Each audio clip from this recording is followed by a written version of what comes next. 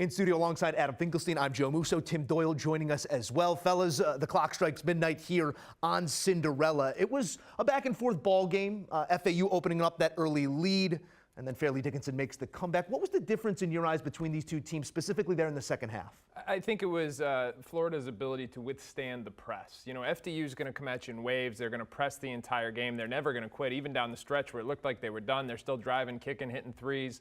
But FAU really did a nice job of settling in, doing a better job of keeping their composure, breaking the press. Then I thought their ball movement on the offensive end and their spacing was really top-notch. And so I think you got to give their execution a lot of credit. TD, as you took in this 40 minutes of hoop, we were obviously looking at FDU as this 16 seed who might have had all the right pieces in place, the coach with a whole bunch of pizzazz as well. It stops dead here in the round of 32. What was the difference in this one for you? I thought that FAU didn't play scared. I don't necessarily, they didn't play great. You know, they only shot 41% from the field, and they were 9 for 31 from three. But when FDU took a 49-44 lead, it felt like, oh, man, are they actually going to win this game?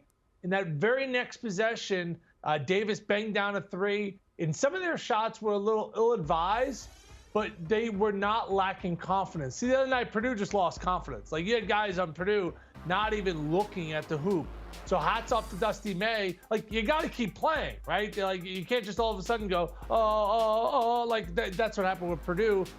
Davis was fantastic. He kept attacking. Yes, some of their shots were ill-advised, but I felt like they never lost confidence. You know, the fan in me was rooting for FAU because of the story and what Dimitri Roberts was able to do, putting that team on his back. He was electrifying, but the better team won. And this is what I'm saying about the NCAA tournament. We need to slot 2 spots for mid-majors, because if North Texas would have won the Conference USA Conference tournament, nobody would have wanted to play them. Oh, by the way, they're 2-0 in the NIT. Oh, the team that finished 3rd in Conference USA is UAB. You know what they are in the NIT? They're 2-0 as well. So Conference USA representing this postseason. And FAU, yes, they got a benefit of the draw, but they took advantage of it tonight. Our Tim Doyle does have some ideas. TD, one of the ideas that you've brought to the table here, or maybe a through line that you've drawn, a drum that you've beaten, has been guard play. Davis here, simply spectacular in this moment. When you take a look at a stat line like that, 29, 12, 5, and 5, is that the type of talent you could ride deep into a tournament? I mean, you're looking at a Tennessee team, and we'll get to that matchup here in a moment, but you're looking at a Tennessee team that just took care of Duke with little issue. Is Davis the type of guy who could put a team on his back and ride this even deeper than, let's say, the Sweet 16? You know, they didn't shoot it particularly well, Joe, right? 9 of 31. Now, if they're able to flip that switch and bang down 12 or 13 threes, because they play free, they play loose. Davis makes really hard mid-range shots. He's able to put the ball on the floor.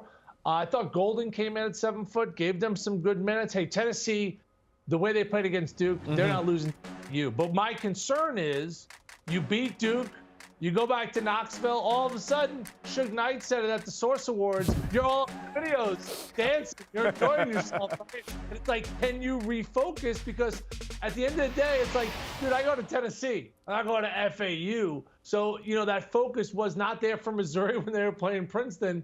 Tennessee must focus in, because the way FAU whips it around, the way they can spread you out. I had a chance to see North Texas twice this year in Conference USA, and they were really good.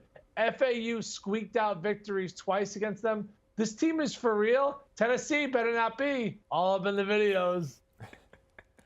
I don't know how I follow that. That's tough. But yeah. I will say this, though, that Tennessee is a vastly different team from FDU. That sounds like an obvious statement, but even from a style of play perspective, FDU is going to press you. They're putting everything into trying to turn you over, trying to generate steals, then getting out in the open floor. Tennessee has a defense that was on pace to be record-setting for the vast majority of this season, and they couldn't play a more opposite style. They are going to grind you out in the half court. They are going to be in every gap. They are going to contest every shot. They are going to limit you to one and done.